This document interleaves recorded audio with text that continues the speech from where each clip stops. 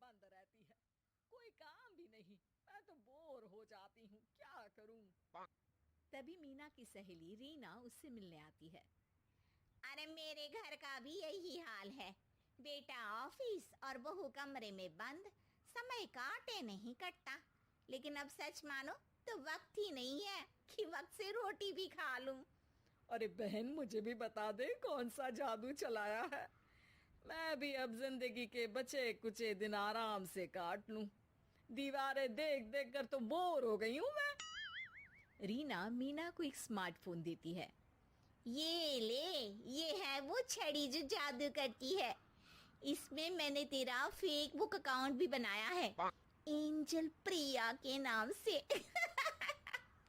बस अब यहाँ दोस्त बना और सबसे बातें कर। सास को पहले तो उतना समझ नहीं आता है, लेकिन धीरे धीरे वो उसकी आदत डाल लेती है। माँ जी जल्दी से खाना खा लीजिए, मुझे थोड़ा काम है। अरे तू जा, मैं खा लूंगी, अभी वक्त नहीं है। और सासू माँ मोबाइल में मुंह गड़ाए जवाब दे देती है। बहू समझ ही नहीं पाती और वहां से कमरे में चली जाती है। अचानक सास को किसी प्यारी पिंकी की फ्रेंड रिक्वेस्ट आती है। अरे वाह, ये तो कोई प्यारी सी लड़की लगती है, बात करती हूँ। सास फ्रेंड रिक्वेस्ट अपनाकर बात करने लगती है। अब क्या था, सास सारा दिन उस सहेली से बात करती, अपनी कहती, उसकी सुनती। एक दिन सास फोन पर ही सरगड़ाए। अरे बहू, जरा मंदिर के लिए थाली सजा दे, आज कीर्तन है। बहू फोन पर किसी को मैसेज टाइप करते कहती है। माँ जी क्या है, अब मुझे क्या पता कि आपको कौन कौन से भगवान की पूजा करनी होती है। तभी सास के पास कोई मैसेज आता है। अच्छा अच्छा ठीक है, रहने दे, मैं ही कर लूंगी। अब मैंने मना थोड़ी ना किया है, कर देती हूँ मैं। अब मैंने भी बोला ना कि थोड़ी देर में बात करती हूँ, तो मैं ही कर लेती हूँ, तू जा अपने कमरे में। बहू वहां से चली जाती है। सास मंदिर पहुंचती है और मंदिर की सीढ़ियों पर बैठकर सास फोन पर लिखती है। अरे मेरी बहू सारा दिन अपने कमरे में बैठी रहती है। वहां से रिप्लाई आता है। मैं आपकी बहू को तो जानती नहीं हूँ, लेकिन हाँ एक बात है, हो सकता है आपने उसे ताने दिए होंगे या फिर उसका दिल दुखाया होगा। ऐसा करने पर बहुओं का मन ससुराल से हट जाता है। याद रखिए, बहू और बेटी में फर्क होता है। सास घर जाती है और बहू से बड़े ही प्यार से बात करती है, उसके लिए खाना बनाती है, उसे गिफ्ट में साड़ी भी देती है। जिसके बाद अगले दिन, माँ जी चलिए, आज मैं भी आपके साथ मंदिर चलती हूँ। आते वक्त भोले भैया के गोलगप्पे खाकर आएंगे। अरे हाँ बहू, ये तो अच्छा है, चलो।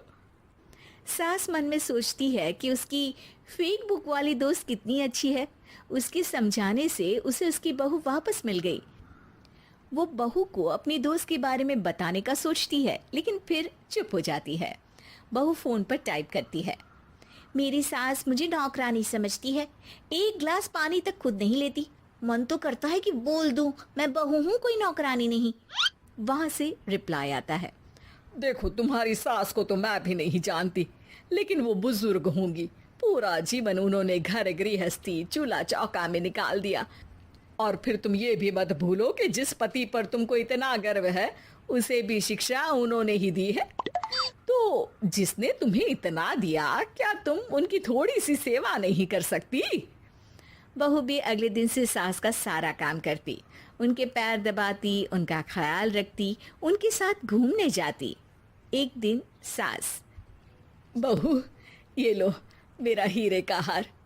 पहले तो सोचा था कि अपनी बेटी को दूंगी, लेकिन आज जब मेरे हाथ पैर में दर्द था तो तुम मेरा साथ दे रही थी।